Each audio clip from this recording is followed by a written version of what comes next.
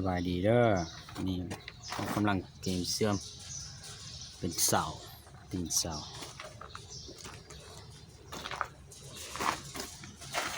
อันนี้เขากำลังเสื่อมเนาะ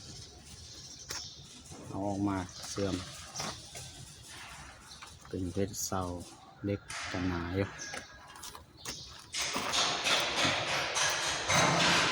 เอามาให้เบิ่งก่อนว่าก้อนเฮาเสื่อมโอ้ห่างหลายก้อนเฮาเสื่อมมันเป็นจังใดสิเล็กกับเล็กเก่า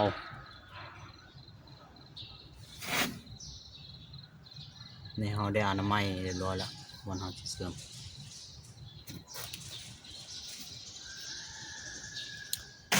หอยตอหอยต้องสำคัญเสื่อมหอยตอถ้าบดเสื่อมบดีนี่โอกาสหักได้เวลายกขึ้นไปตั้ง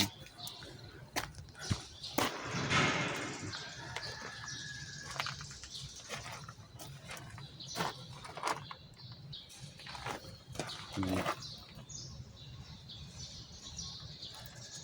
เอาบัตรจังน้อยบัตรเสื่อมแล้วจังมาเบิ้งอีกบัตรหนึ่งเด้อทุกคนเด้อใครเข้ามาเบิ้งก็กดติดตามกดไลค์กดแชร์เลยตั้งช่อง YouTube ใหม่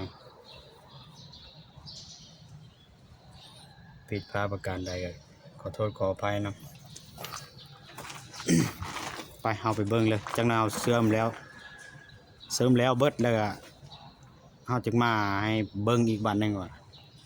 หอยเสื่อมเขาเป็นจังใดนี่เนาะเป็นเสาทั้งเบิดตัวนี้เขาผลิตเสาโดยเฉพาะผลิตเสาเป็นโครงหลังคาเป็นเคนตัวนี้ก็เขาได้พ่นสีเรียบร้อยแล้วเกี่ยมออกไปติดตั้งผลิตแล้วออกไปติดตั้งเลยเอาไปเบิ้งกันเลย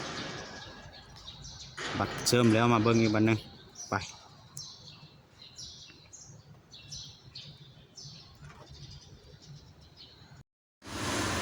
บายดีเนาะวันนี้เอาเชื่อมแล้วเรียบร้อยแล้วจะมาให้เบิ้งนะหอยเชื่อมมาเป็นจังไหนนะครับเบิ้งกันเลยหอยเชื่อมมาเป็นจังไหนย้อนแสงนนแดดส่องนะครับนี่คือ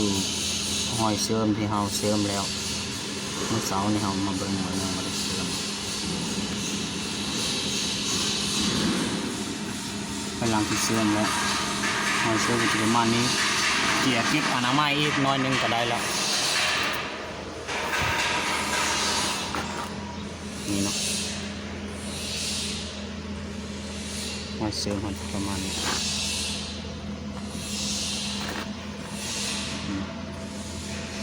ประมาณนี้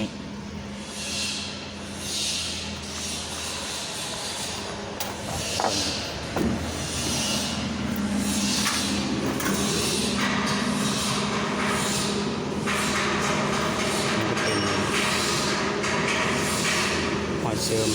บอนตอยาว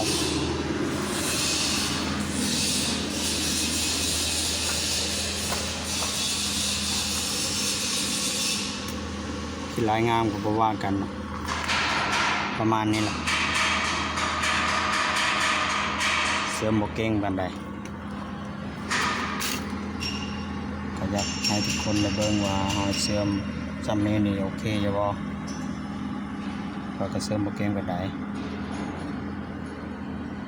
ก็พอใส่ได้เหมือนจุดต่อ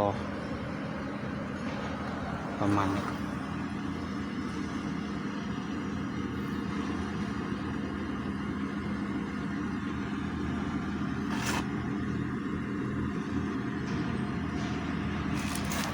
มาเบิ่งอีกครั้งนึง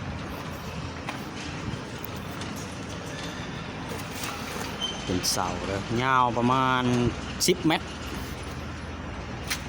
ยาว10 เมตรนี่นะแดดจะซองนั่นนึงต่ออันนี้ห่ออนามัยขี้ยองนั่นนึงก็ได้แล้วงามแล้ว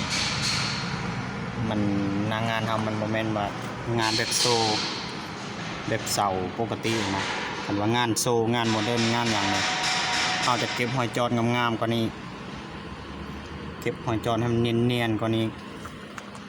นี่ถือว่าบ่แม่นงานโซงานหยังงานธรรมดานะแบบงานเสื่อมเอาที่ว่ามั่นคงแบบเสื่อมบ่ให้มันหักก็ซื่อนะหอยเสื่อมก็ซ้ำนี่ล่ะปานหรือบ่ปานก็บ่ว่ากัน